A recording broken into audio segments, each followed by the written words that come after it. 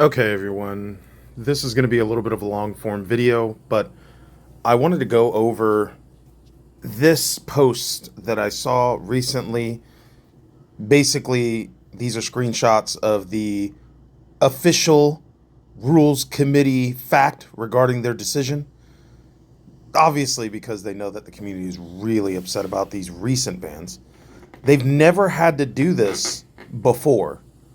They've never had to release a fact regarding a ban for like a card name like Hull Breacher or All right, everybody. even Flash or any of this. So that to me is very telling that they've gotten a ton of feedback, and not just like good positive feedback like thanks for doing this ban, but hey, you guys are dumb and this needs to be undone. That kind of feedback. And instead of listening to that feedback and going, hey, we acknowledge we've made a mistake, we should run it back, they unveiled this. This was their response. And by the way, they've turned off their contact us page on their website, just so you guys know. Okay. And I do want to start the prefacing this whole post with you should not be sending threatening emails, pictures, imagery, messages, whatever, in any form or way to anybody on the rules committee or any of that. This post that I'm making right now, this video, is not to incite any kind of violence towards anyone. I think that's ridiculous. And I think it kind of kills the movement, in the spirit of our argument. But with that being said, let's go over what they said in this post according to these screenshots, which I have verified are the correct ones. But let's go ahead and go over what they said. So it says here, the following questions have come up repeatedly in the aftermath of this week's banning. All right, mind you guys, it's only been like 2 days at this point. Like they came up with this pretty quick, right? So this document aims to provide an easily linked to source for answers. These answers may not be satisfying or provide solace, but they hopefully provide clarity.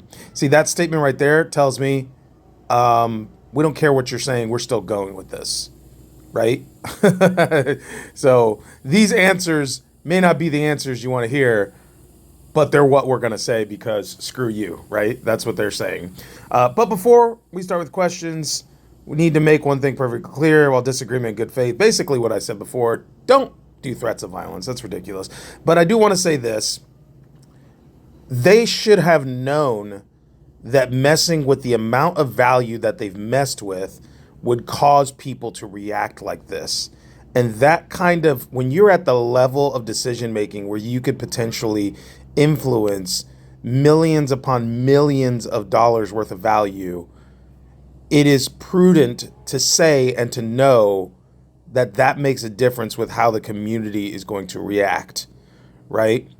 Like, and the problem gets higher and worse the more individualized value you remove from somebody's collection. See, like, I remember how upset people were when they banned in Modern Mox Opal.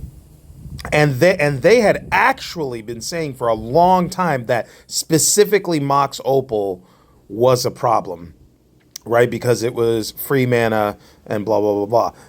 But, when you delete the value of Mox Opal, first off, Mox Opal is playable in other formats, so the value was not going to get that nuked, right? And then on top of that, you really didn't delete as much value. Like, the amount of value that you deleted from somebody's collection for a Mox Opal was pretty minor in comparison to the value that you deleted off of this set of cards all at once. Okay? Because there are people that owned 4 or 5 copies of each of these cards, and you did it all at once. So you had to have known, right? If I'm on the RC or working at Wizards or whatever position that is part of the decision-making process of this, you had to have known that this was going to make people individually way angrier than just doing like a single card at a time or anything. So anyway, that's beyond the point. They should have known. They should have been more responsible. Now, let's go to the first question. It says, did the RC sell any of their cards before banning to avoid loss of value? The answer is no. There's no way to prove it short of putting our collections in escrow, which is, For those of you that don't know what escrow is, it's kind of like putting all of your collections into an account that is outside of your control temporarily for the purposes of proving without beyond a reasonable doubt that you did not, engage in whatever practices. So like this is a term that's used for like court cases and stuff like that, which is funny that they use this term because it specifically shows that people have probably been putting that on their mind, like court case, court case, court case. Because this is like, I've talked to some people, and this is like almost sue worthy. Like you could probably take them to court over this, okay?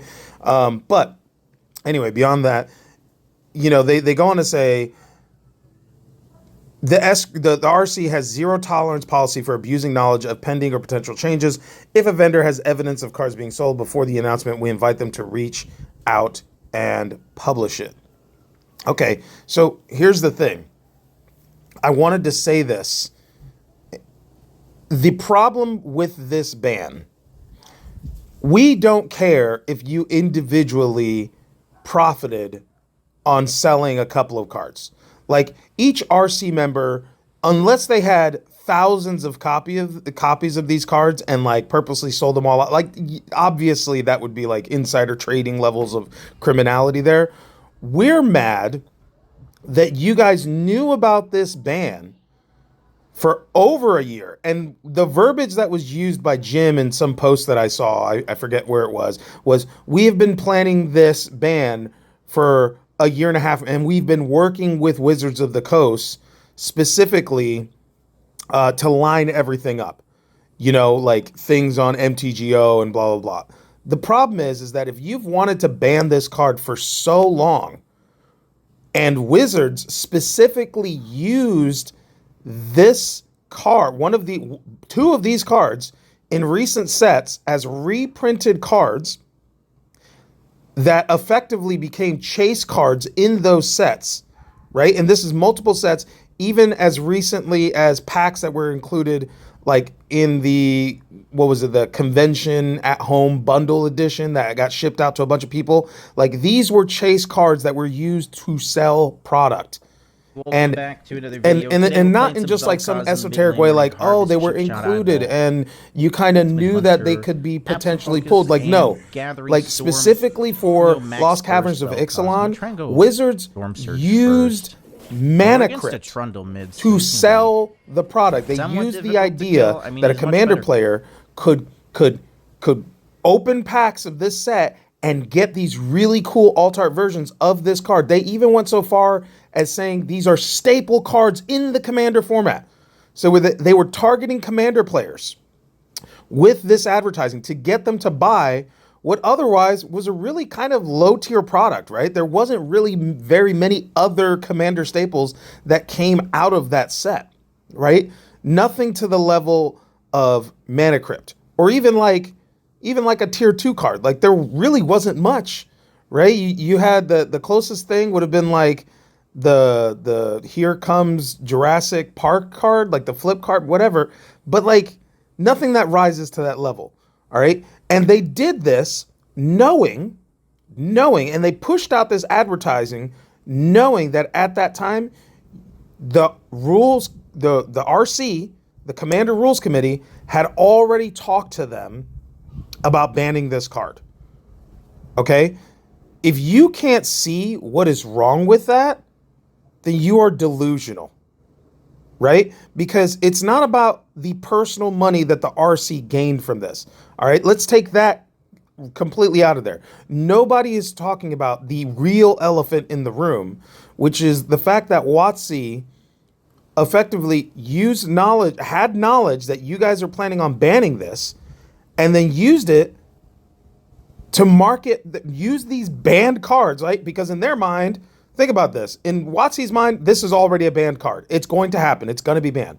But before you do that, let's go ahead and use these cards to sell millions of dollars worth of product. That is just straight dishonest. And here's the problem. The RC knew this. They knew these cards were being released. And instead of walking back to their decision and going, hey, Wizards of the Coast just used these cards we're planning on banning to sell millions of dollars worth of product, that's not, it would be unfair for us to ban this card at this point, right? Like, they didn't do that for Nadu. They didn't really do that for Dockside, but for Mana Crypt and Jeweled Lotus, they did. Okay, guys, like that's the thing. For Mana Crypt and Jeweled Lotus, they did. All right, so that's where the financial, like, this doesn't feel right thing really settles at. All right, like, we can make arguments back and forth, like, oh, you know, you guys probably made a little bit of money on the side, and if you did, cool. I don't care. I care that millions of Magic players got hoodwinked by WotC, knowing that those cards were on the chopping block. The decision had already been made by you guys. And on top of that, you knew that they did it, and you still had a chance to say, no, we're not going to ban these two cards. Let's just go ahead with the Nadu ban because that makes sense, right? Nadu's super overpowered. It's been banned in multiple formats, kind of like other cards, and it's not healthy for the format, right? Let's go ahead and push with that one, reevaluate, see what the market does. Let's let these things cool down. It's still fresh. There are still packs of this stuff being sold on shelves at places like Walmart, all right? People are still going to go spend 20, 30, sometimes even 40 or $50 on product at Walmart, open this card, get super excited, only to find out that they're banned in the only format that they're really used in. That is a super feels bad moment for any player, and you should have known better, okay? So moving on. The next one, will the RC roll back these changes? Do you listen to the audience? We have no desire or intent to roll back these changes and believe that doing so would make any financial concerns much worse. We also believe the format as a whole will be better for them. That said, we do listen to the feedback about how it was communicated, executed, and other suggestions about how to handle it in the future. You think? Okay? Like, nuclear bombing the value of millions upon millions of dollars, watching people cut their cards up in anger and frustration, you think rolling it back would be kind of a bad idea at this point? You think? Like, come on, guys.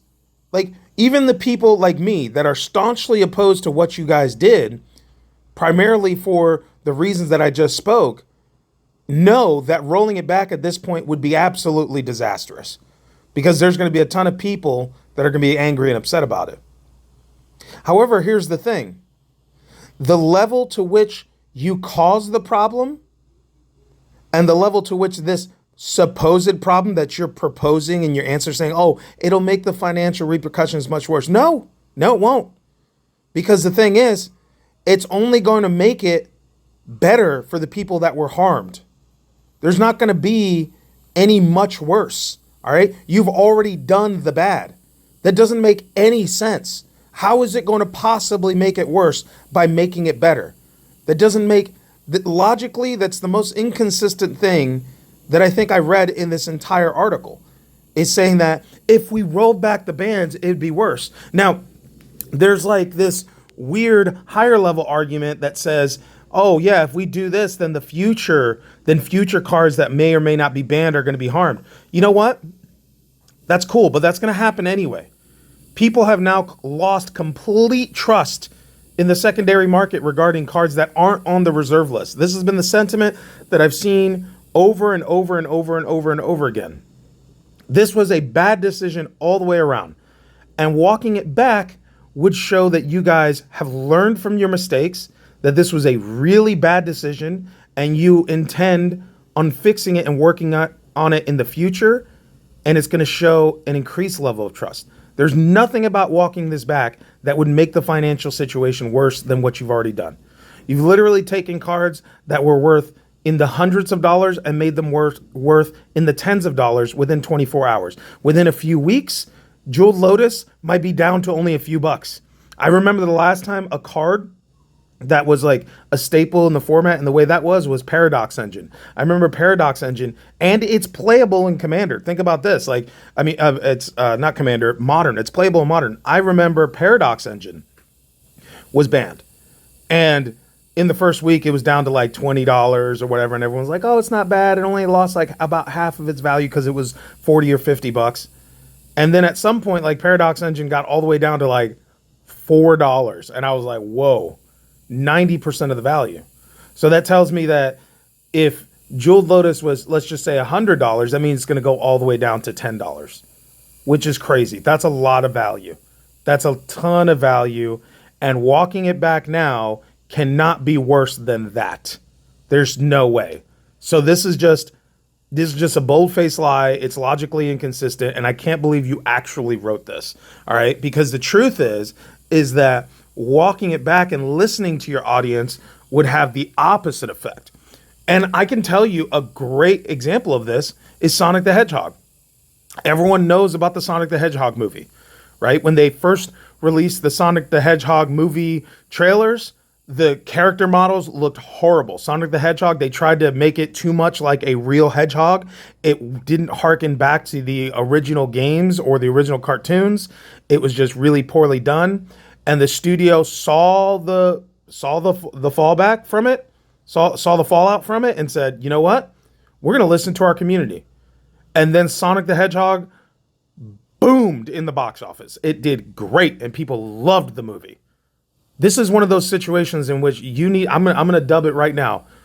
You need to take a Sonic the Hedgehog moment and roll this back. Like, honestly, that's probably the absolute best thing you can do for you, yourselves, the company, the consumers, everybody. Because everybody will look at this and go, okay, that was probably a good move. Yes, the prices are stabilizing. They're climbing back up.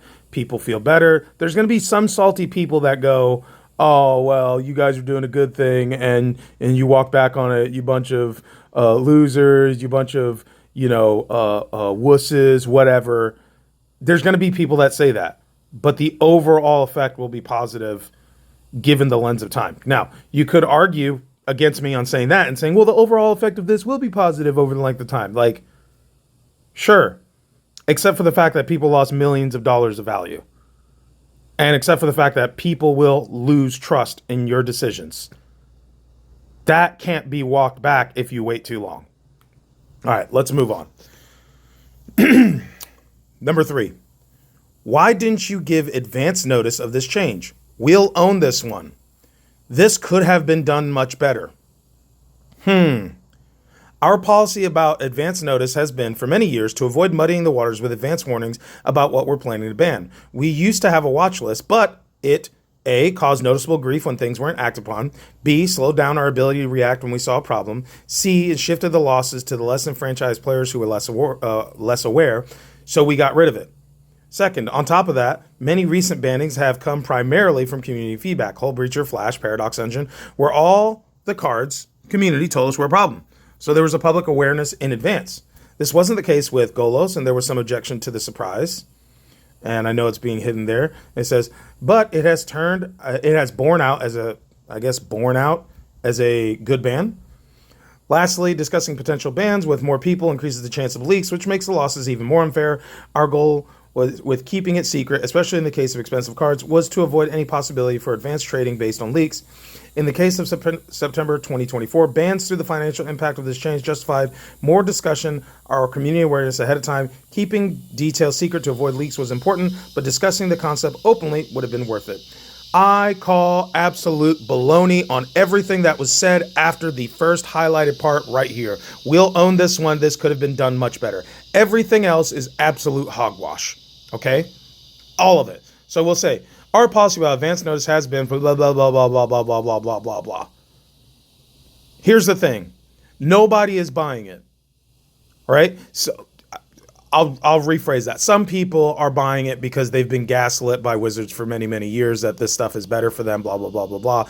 And it's all about, listen, it's so obvious that it's actually criminal that you guys held off on this ban so Wizards could offload all of the product that concerned it.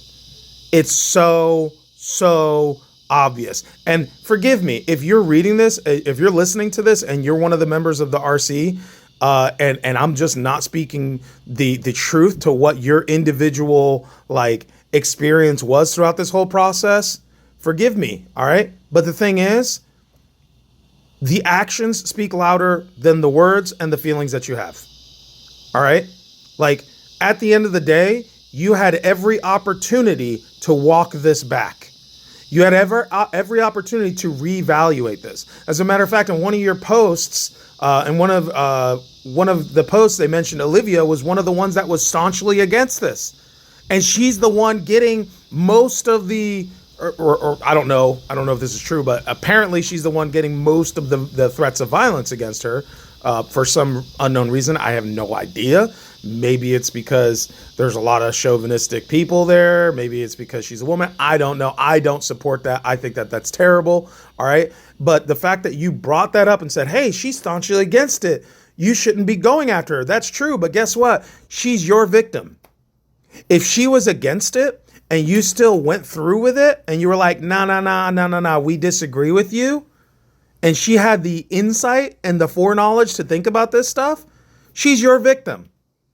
Because you can't control what everybody else thinks. You can only control what you do and what your decisions are.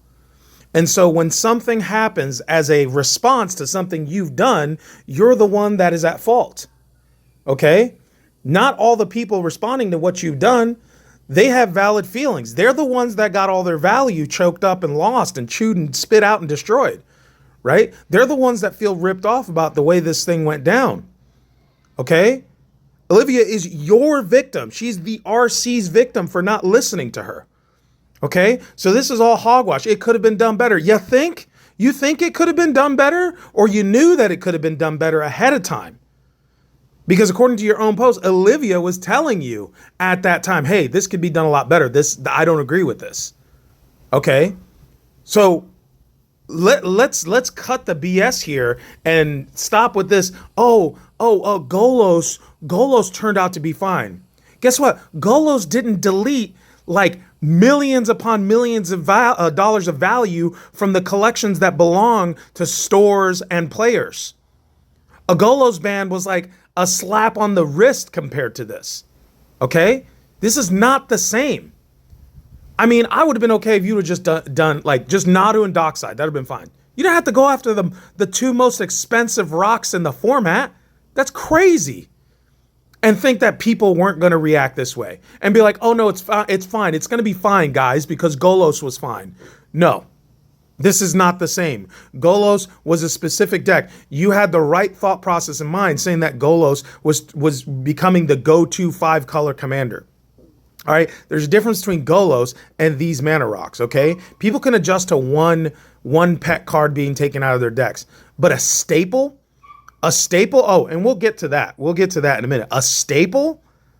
All right, like, come on. How about just ban Soul Ring for starters? Oh, no, that's a staple of the format. Okay, guy. Okay, when Wizards actually in their marketing for Mana Crypt said, hey, this is a staple of the Commander format. That's your reasoning? Okay. All right. Listen, this is all BS. This is all just them trying to defend their position. And I love how they just go, hey, we admit we made a mistake, but what? You made a mistake. Just right there. We made a mistake. We're sorry. We're walking it back. Should have been the appropriate response here. All right, let's go. Let's keep going. Let's keep going. Will you give advance notice of changes in the future? We will be discussing the concept of warming up community awareness before bans like this in the future. To be clear, it would be less of a shock, but casual players will more likely get taken advantage of, so not clear if it would be a strict improvement. Nevertheless, there's a significant portion of the player base who want to see it, and we acknowledge that this set of bannings caused a lot of pain made worse by surprise. I can't reiterate this enough. It's not that it was made worse by surprise, okay? I agree that bannings should be a surprise. And I think that most people should agree. Nobody wants that slimy little sleazeball that has foreknowledge because he's subscribed on every known social media trend and he's like able to sit there in his basement and just calculate the probability of a card getting banned based on the posts that you're and so they go and they start like trading off all of their staples and stuff for like other cards that they think are good or going to stores and take. Nobody wants that, okay? We don't care about if it's a surprise as much as we care about responsible bannings, as much as we care about doing it the right way and thinking about things before you act. Honestly, when I think back on this, it probably would have been better to ban these one or two at a time, or maybe just not ban them at all. Because honestly, the arguments that RC presented for the banning of Mana Crypt is the same arguments you could have presented. You could have taken Soul Ring and Mana Crypt and intertwined them, and they would have been the same. I think more people are upset that you banned Mana Crypt and not Soul Ring. More people are upset that, that you took this really weird position that just happened to affect the most amount of money possible. I'm sure more casual players were like, cool, Soul Ring's banned. It's about time, because we're really tired of turn one Soul Ring. And most competitive players are like, yeah, that sucks. Soul Ring is gone, but at least I still have Mana Crypt.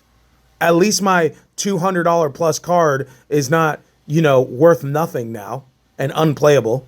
You know what I mean? Like, you could have just done it the other way around and it probably would have been more fine.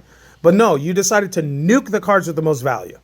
You took the most chaotic version of the play and did that over any other reasonable play that you could have done. We don't care about the surprise. We care about the lack of thought that was put into this. And then all of the blowback comes and you guys just like, think about it. You had every ample opportunity to roll back and change your decisions up until the last minute. You had a year to think about this. You had over a year, according to Jim. You had over a year to think about this. And here's the thing, I'm Puerto Rican, right?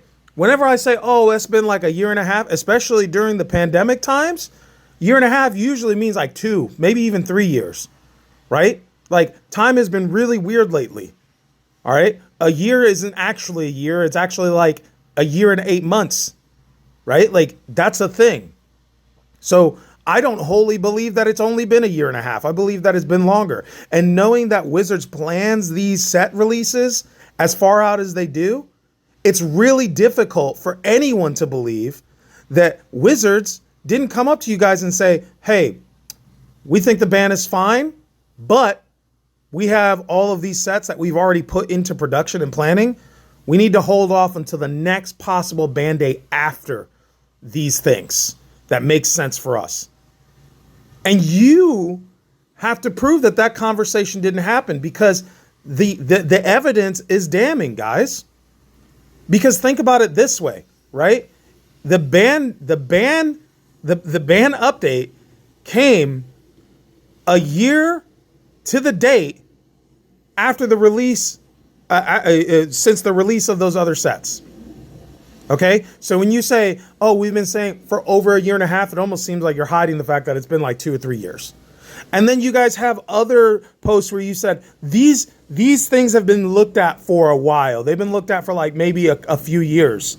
Like even Jeweled Lotus, like I bet you guys wanted to like ban that as soon as you saw it come out, because you're like, what? This is Black Lotus for Commanders. This is broken. But then when you presented it to Wizards was like, whoa, you can't ban this. We have like 2 or 3 more products that are going to have this very card in it because we like it over here. Meryl likes this card. This card is cool.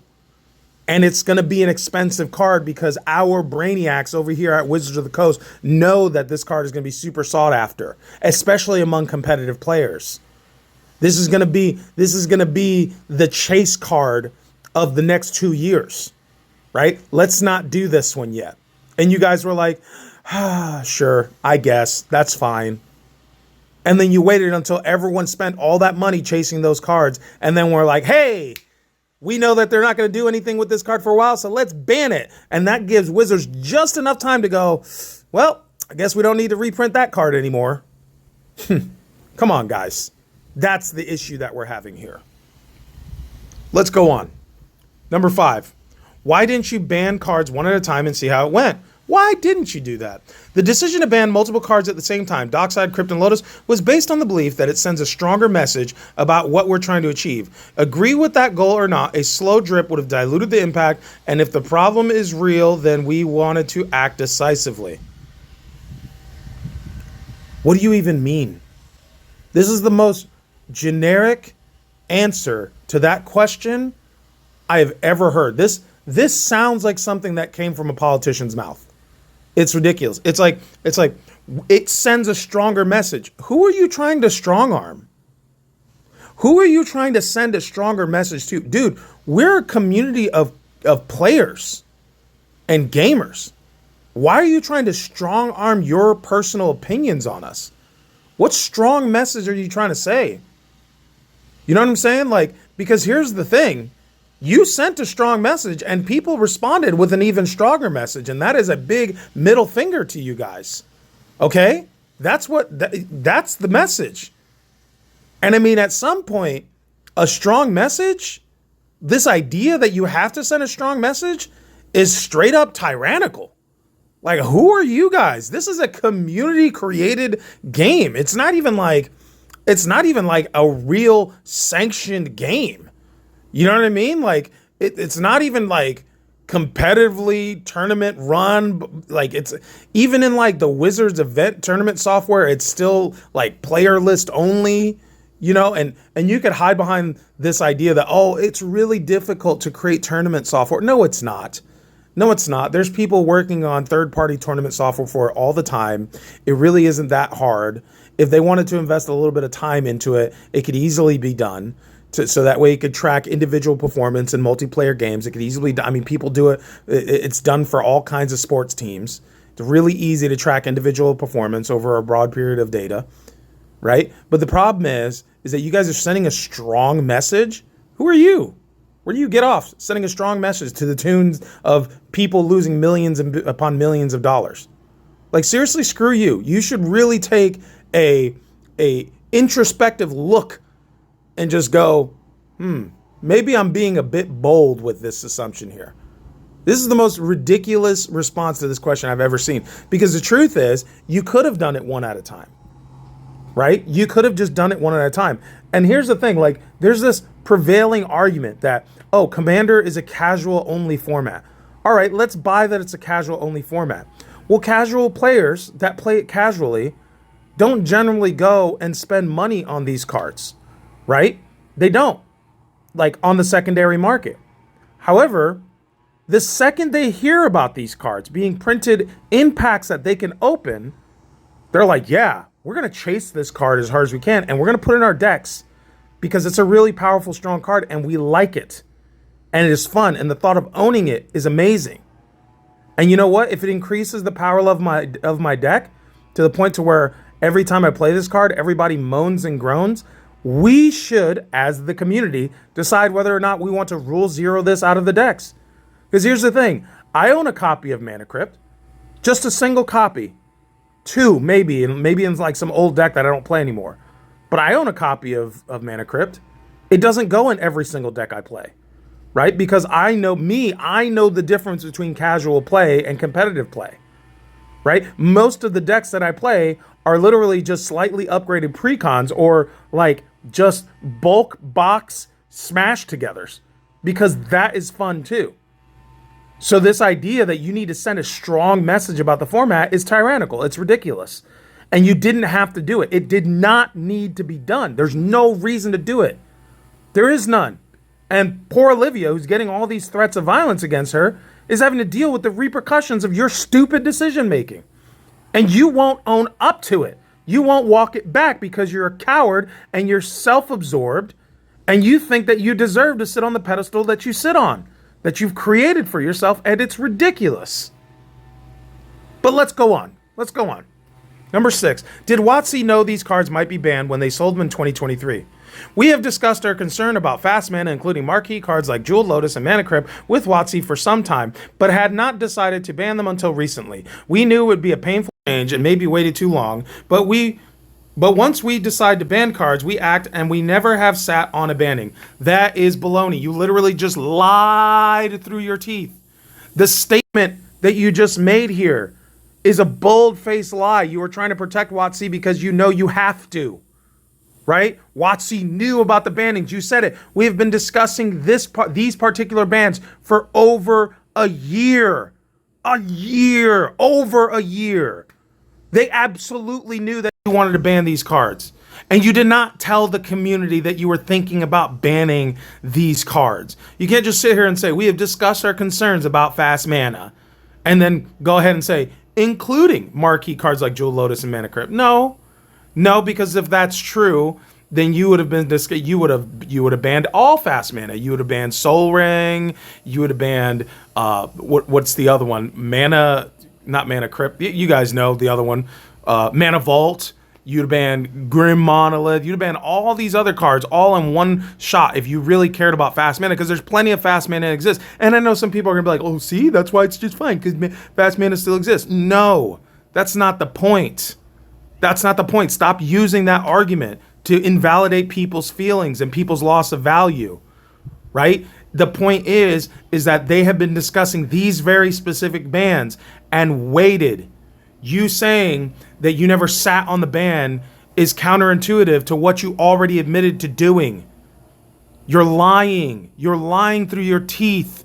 You knew that you wanted to ban these specific cards, and you told WotC. And I wish, and it might come out, guys. Anyone that's listening to it might come out that they actually did discuss these very same cards, and there might be an email that comes out from somewhere, or a recorded conversation from somewhere. Or somebody might actually spill the beans and say, yeah, you know what?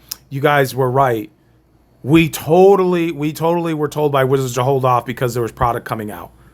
Like, you're such a liar. You guys just completely lie. And you're making it worse. You're making people lose their trust.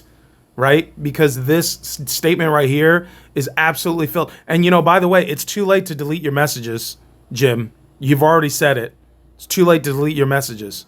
And I'm sorry if what you said is not the reality of the situation, right? Perception is reality, as people like to say, and the perception is out, and you can't hide. The truth does not like to be hidden, right? It's light. It explodes out of the darkness. You guys are trying to say... And guys, look, I feel for you. I know this is difficult, right? Because on the one hand, you really do care and love the players in the community and the game format. But at the other hand, you are beholden to the company that makes the game.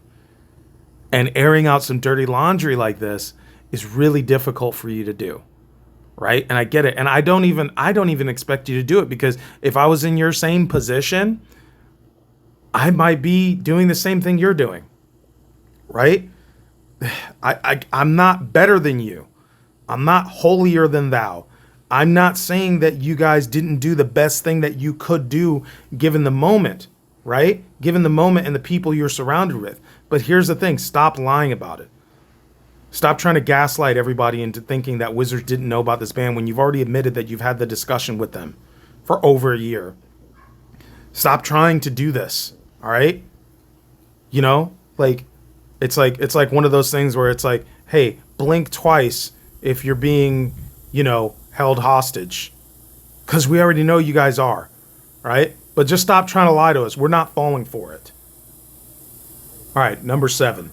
Did you ban these cards specifically because they're expensive? No, that reverses the cause and effect. These cards are expensive because they've been kept as chase cards and are very powerful. We ban them because of their power and impact on the format. While we accept their monetary value is real, it doesn't justify leaving them in the format.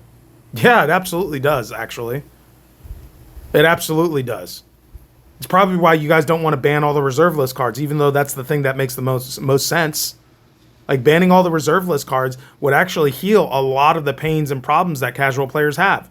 It's like, I sit down at a table. Hey, guess what? Reserve list cards are among the most expensive and powerful cards in the format, right? I get to sit down at a table. Hey, I don't get to have, a full set of dual lands, right? Because they're $300 or $400 a piece. There's plenty of other options. There's no reason to keep them in the format.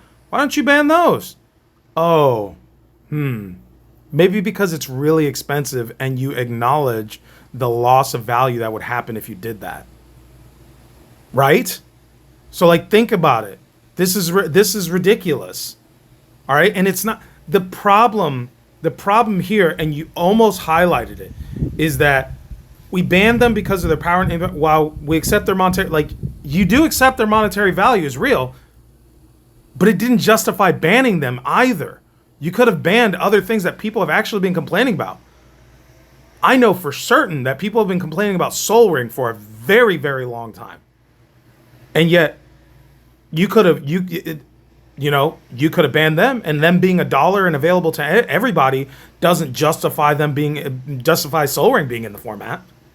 And Mana Crypt and Jeweled Lotus and Soul Ring are every bit the same level of staple for Commander. Just because Wizards is willing to reprint Soul Ring into every single Commander deck doesn't really matter, does it? Does it really matter? Think about this. And then it says, no, the reverse causes, that reverses the cause and effect. The cards are expensive because they've been kept as chase rares and are very powerful. You said it wrong. You said it wrong, because here's the thing. They haven't been kept as chase rares. It's not that they've been just kept as chase rares. They've been marketed and pushed as chase rares. They've been pushed at chase rares. Why do you think Jeweled Lotus has always been a mythic and have the lowest print rates?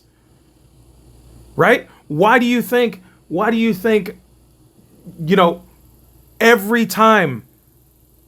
every single time that Mana Crypt is printed, it's kept as a mythic or as like a box topper in the lowest amount of print run that it could possibly be? It's been forced into being a chase card. They could have just printed, they could have printed Mana Crypt as a buy a box promo. Right? Mana Crypt could have been a buy a box promo for that standard set. Hey, every single box that you buy comes with a Mana Crypt. It could have been an F&M promo. Could have been an F&M promo. There's nothing wrong with that. Right? Wizards just made their money on this. No, it's because they were purposely keeping them as chase cards to sell the most packs possible. Right? If you have Mana Crypt as a buy a box promo, then people buy the box, they get a free Mana Crypt. Right? That's not what they wanted to do, because what's that going to do? That's going to artificially boost box sales at the very beginning of the set, but gives it no longevity until they run out of all the product. Right? It gives them no longevity. It means that after those Mana Crypts are gone, all of those players that want Mana Crypts are no longer going to want to buy those boxes. They put them in the boxes as chase cards so they can sell as many boxes as they can. This is just basic economic theory, right? This is just what makes sense from the Wizards' perspective. So you can't sit here and blame us. And this is what I see a lot with these arguments. A lot of victim blaming, because who's the victim here, right? Like Olivia. All right, I'll say it right away, is one of the victims. She's your victim from your decisions, and all the players that got shafted, right? They're the other victims. Primarily, honestly, in my opinion, the players that got shafted are the biggest victims, right? But the thing is, you're victim blaming. You're saying, oh, they've been kept. They've been kept. You guys kept them. You guys decided to keep these cards. It's your fault. Dude, not cool. Seriously, not cool. Not cool. All right, let's keep going. Number 8. Did you ban these cards specifically to target CEDH, TEDH? New term, TEDH. I haven't really seen this anywhere until now. No, while this set of bannings does have a large impact on CEDH, TEDH metagame, that was neither our goal or an overwhelming consideration. In fact, it's something we like to avoid, but not a high priority. We banned them because they're having an increasing effect on casual games and Rule Zero pre-game conversations. We're no longer keeping them in check. All right, so let's talk about this. Let's break down this load of BS, right? So CEDH, and for those of you who don't know, TEDH means Tournament EDH, all right? As if CEDH and Tournament EDH are like some like thing that people care about. It's like, no, people just care about EDH in general.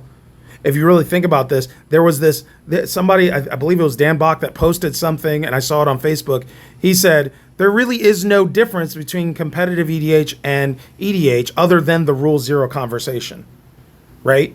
And then he started aligning how like people treat it the same as sports. Like, yeah, people that play at the competitive level and people that play at the casual level, they still have the same subset of rules and different things, but there's extra rules for people that exist at the competitive level that don't really apply because that Rule Zero conversation happens. For example, like let's just take basketball for an example, right? If I'm just shooting outside with my kids, I'm not going to be like blowing a whistle because they double dribble, right? But if somebody is in a professional game and they double dribble, like they're going to get the whistle blown on them. That's what the Rule Zero conversation would be about. It shouldn't be like, hey, let's ban all 7-footers from the game, period, across the board.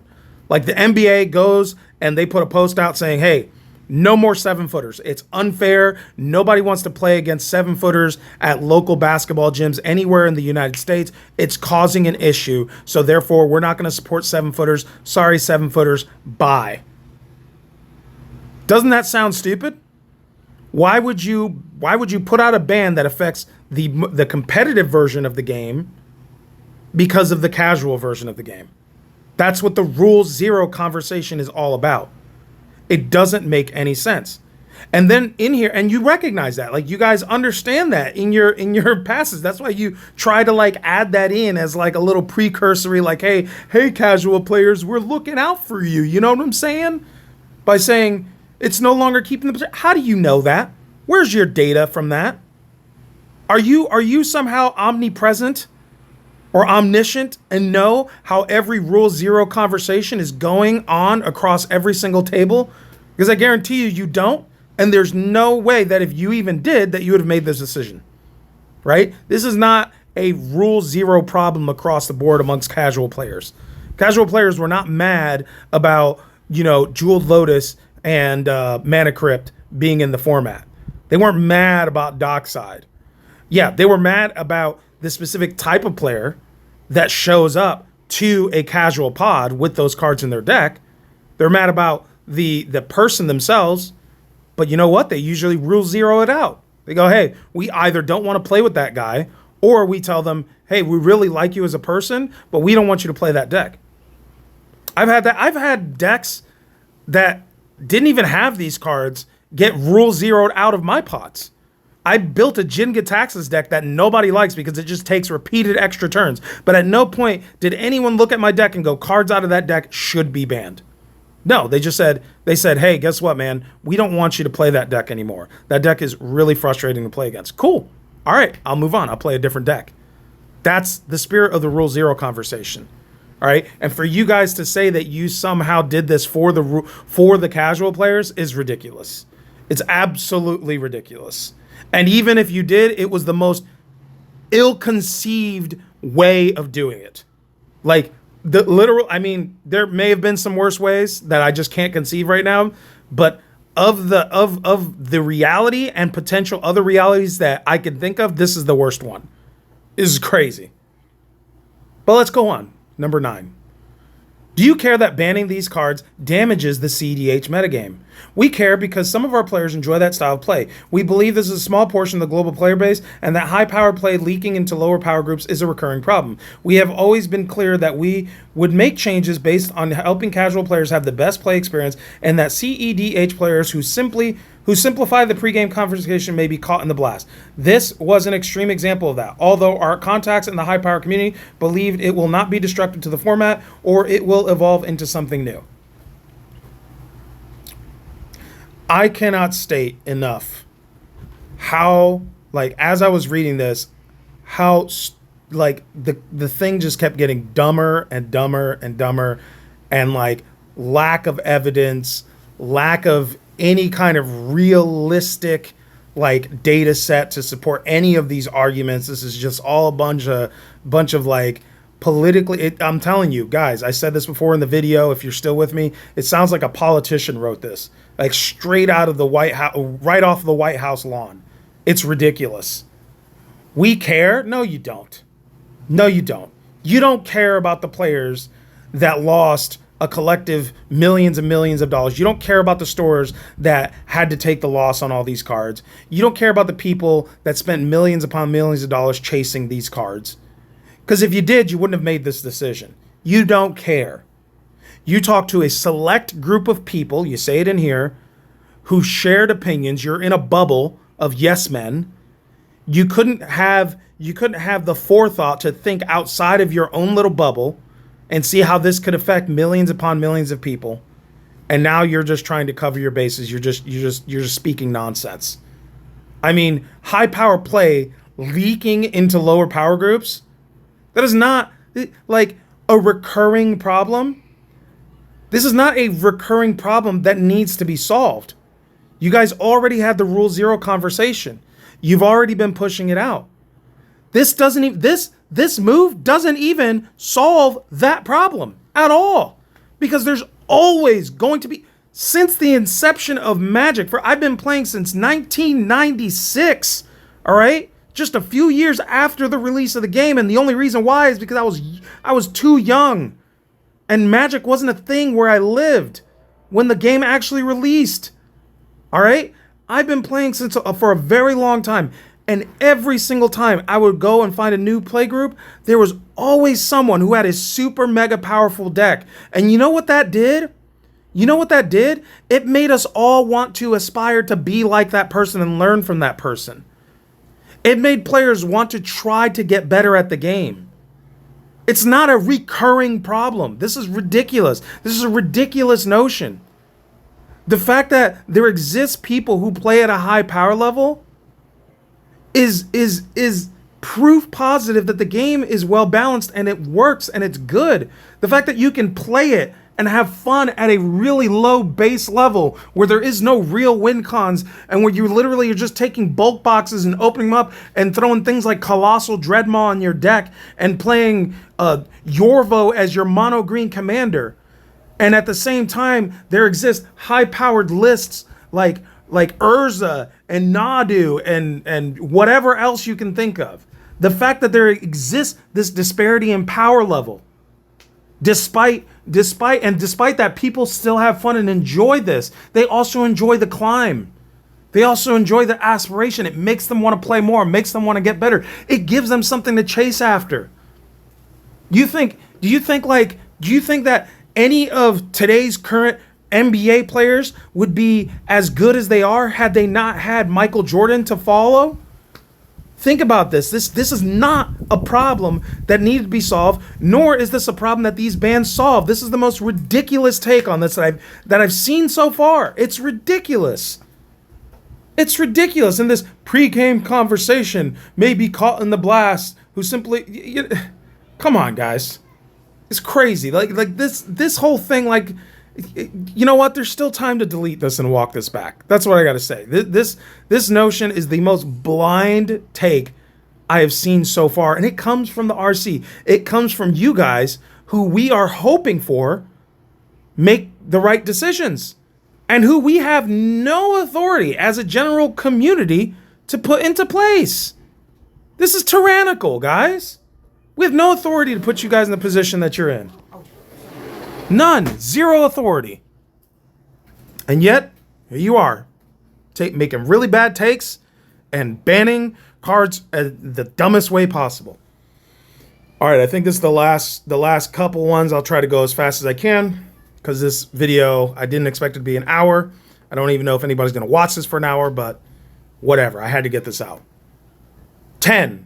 Why wasn't the CAG told about the bans or consulted? The CAG has been involved in numerous conversations about format speed over the past few years and have shared their opinions with us. They were not informed of the choice to ban these cards because we felt we had the information we needed from them and elsewhere. I wonder where that elsewhere, could that elsewhere have been Wizards of the Coast? And as a large group, it would be difficult to keep it under wraps. As above, we felt making sure there were no leaks was paramount. How about making sure that you made the right intelligent choice be paramount? Who cares about leaks? Honestly, just make the right choice. It's ridiculous. Who cares? This to me is just fluff. Who cares about the CAG, whether they were told about bans or not? We don't care about that. That's not the point. We care that you told Wizards and had this conversation with and basically screwed millions of Magic players over. That's what we care about. We care about that we were marketed to by Wizards and that you had every chance to walk this back before committing to it, understanding and knowing that these things were going to have the gravitic effect on people's wallets, collection value, mental health. I mean, there are people that literally, there are people that took these cards that they spent hundreds of dollars on and cut them up on camera because they were that upset about it. To me, that's crazy because it is crazy and it was induced by you. It was induced by your decisions and you had plenty of time to rethink your decisions. You had over a year to rethink your decisions, to do this a little bit better. You had plenty of time, right? But that's not what happened. Why is that not what happened? Let me explain. The reason why it's not what happened, okay? And I'm going to say this to everybody that's listening to this video. Hopefully you've been watching this long. The reason why it's not what happened is because they made their decision on it a long time ago.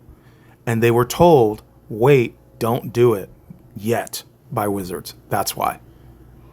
And the burden of proof is on them to prove that it didn't happen. But that's not going to happen, right? Because people are saying, no, the burden of proof is on you and the people that think that. No, because that's what it looks like.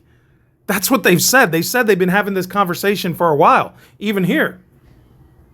We've been having conversation about the format speed the past few years, right? It's like one of those things where like, yeah, the format is too fast. Really? Because like most people I know say that the format is very slow and they actually like playing the fast games, so they're not sitting there for 2 to 3 hours. Most stores don't like 3-hour games happening in their Commander tournaments. Most people want the games to end quicker because there's 4 players taking turns, right? Even in 2-player games, it can sometimes go over the time limit. We want and need the format to go faster, to come to a resolution when we're playing tournament. That's the idea. If you're playing casually, yeah, it's okay. Rule 0 it. Take 5 hours for all you want. Pull like one of those chess movie things where they're like, hey, let's play with our cards and then leave it here and come back next week and get back to the same game. Like casually, that's fine, but tournament Magic needs to move quickly and people want to play tournament Magic in the format that they love, and the format that a lot of people love is Commander. And you shouldn't be interfering with that. It's part of what makes the game valuable to play. This is nonsense. Who cares if the CAG knew about it? I don't care. That's not the point. The point is that you banned the wrong cards and you withheld it from a bunch of people, and you held the ban back because WotC told you to, because they're going to sell a bunch of product. And you can say, that's not what happened all you want, and we know it's a lie. We know it's a lie. And look, again, even if it's not, it's what happened. And you have plenty of time to walk it back and use your brains. It's ridiculous. 11. Are other expensive cards safe from being banned? Yes, but not absolutely beyond reproach. We're not going to paint ourselves in a corner and say we'll never ban expensive cards, but we can say categorically that we do not want to ban cards, that the staples are part of Commander, the card pool is incredibly large, and that we will try to keep the format stable going forward unless those cards are causing large problems. What? That's exactly what this whole thing is about. These were Commander staples. You're saying you don't want to ban Commander staples, so why ban Commander staples? Why? Why? It makes no sense. And then if you're going to do it, why would you wait so long? Why would you wait until after Wizards told you no? Because that's the truth. You guys colluded. And it's honestly, at this point, it's less about the value that was removed from the card pool and more about the fact that we've already spent millions upon millions upon millions upon millions of dollars on all this product because these cards were legal and now they're not. And you could have made them not legal before we bought these products, or you could have, after they were bought and these products sold extremely well because of their existence, walked back your decision and going, maybe not. Maybe we should keep these in here. After all, Olivia was against it. She told you it was a bad idea, but you didn't want to listen. Going forward, give you guys a second to just screenshot this. I'm done, man. I spent an hour. And I've spent far more than simply an hour arguing with this on Facebook with people and on the big giant Magic the Gathering group that has like 200,000 members. I mean, there are a lot of people that have been gaslit into thinking that this is okay. But there are also a lot of people that are hurt by this. And so you can screenshot this if you want. Yeah, like all of this reasoning.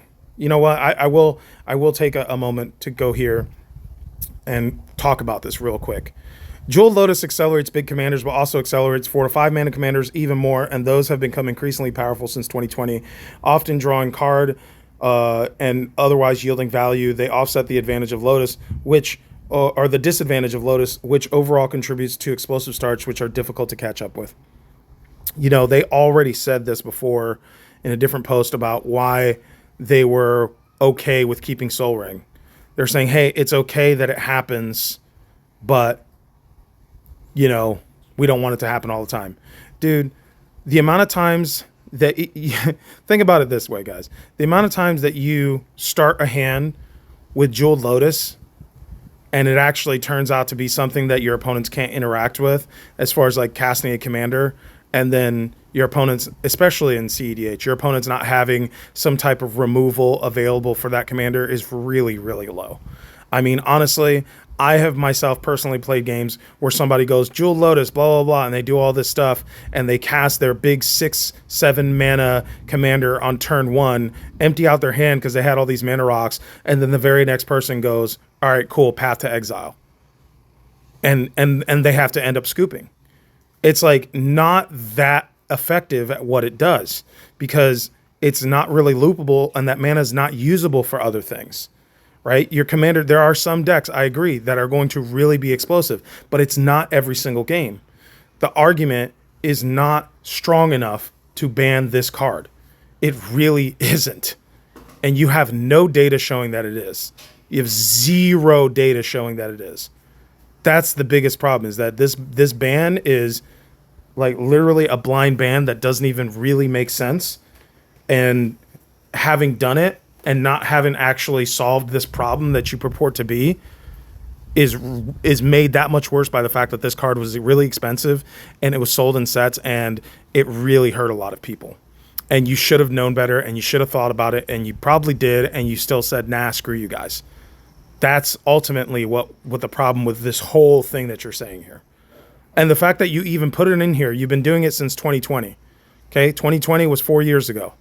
We already know that Wizards plans things out years in advance. So when you first brought this problem to them, they most likely, I would say without a reasonable doubt, told you guys, no, don't do it because we have this planned in future sets to release. Simple as that. And when you told them that, at that point, they had just about 3 years, like 3 to 4 years. They had just about enough time to go, all right, we're not going to reprint this in any future sets. We're done with Jeweled Lotus because it's going to get banned. And they knew it. And they acted accordingly, and that's not fair to the players. That's not fair to the players. That they got used for their wallets with this card. And the same thing goes for Mana Crypt. I mean, this idea when you says Mana Crypt is extremely powerful accelerant, which same thing. Same thing as you can insert Soul Ring into this conversation. You can insert Mana Vault into this conversation. You can insert a lot of different answers into this but you know what the funny thing is, that most of those have a less drawback. And you even say, if drawn in the first 2 turns, immediately moves his controller to mid-game spells. Okay, cool. Mid-game spells, like there's enough early game removal to handle these mid-game spells, to handle this. There's enough. Counterspell is only 2 mana, right? If it's drawn in the first 2 turns, people can counterspell whatever you're going to use Mana Crypt for. All right? And anything that is cast before then usually isn't game ending or isn't going to do this effect that you're talking about. And it says the drawback of losing 1.5 life per turn. I don't know. I'm sorry. Sometimes I hold Mana Crypt in my hand and don't even cast it until like turn 3 or turn 4 or even turn 5 in some cases, because I don't want to lose 15 life. It happens way too often. It's not a significant deterrent in a game which ends within 5 to 6 turns, starts with 40 life. We need games to end fast.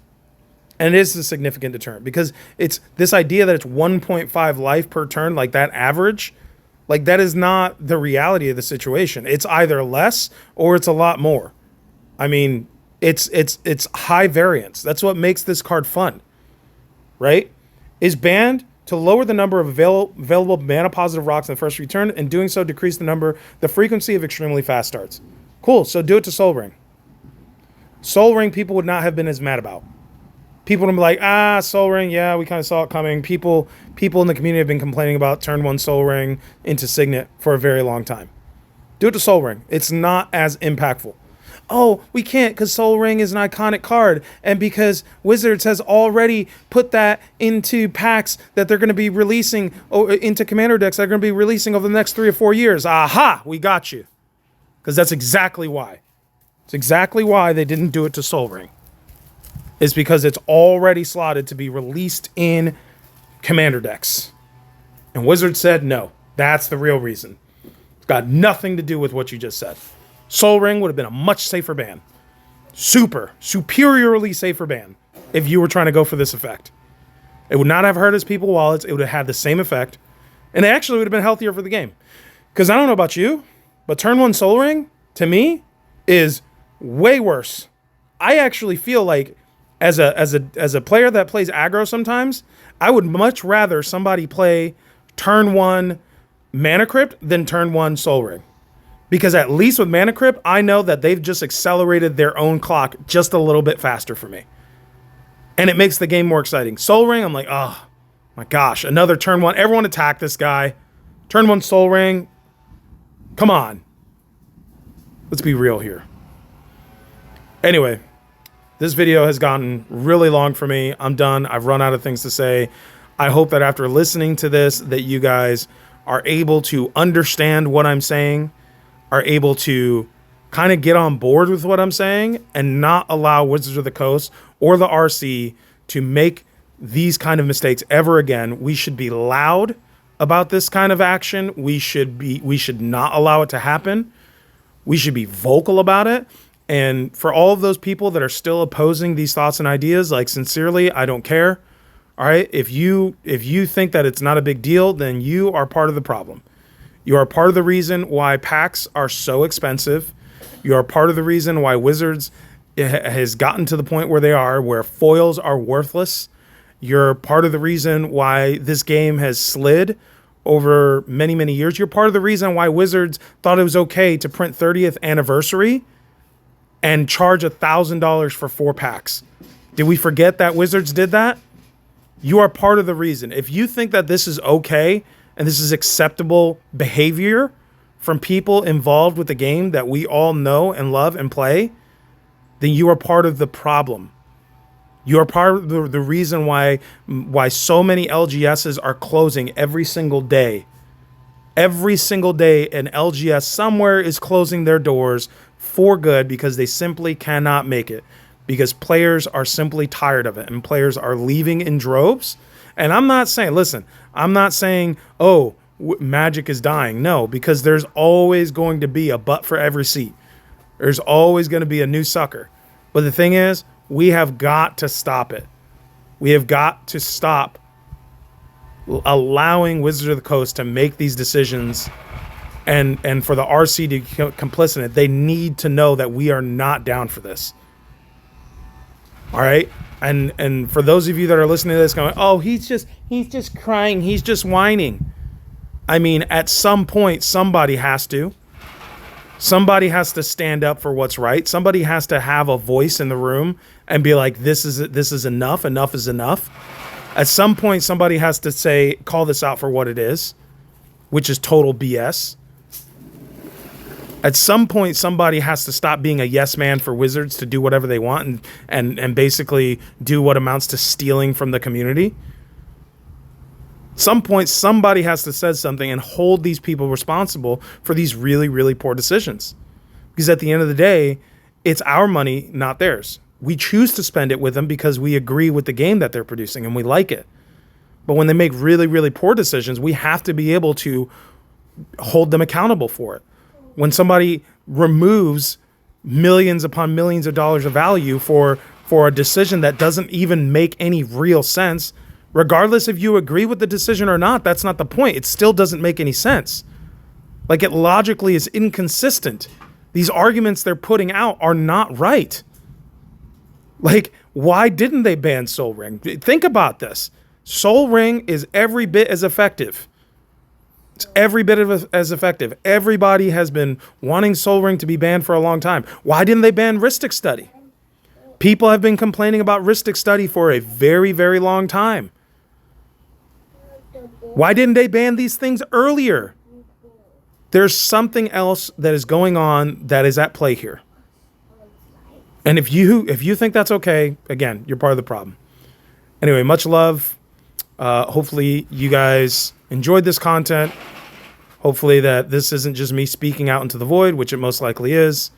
And hopefully things get better.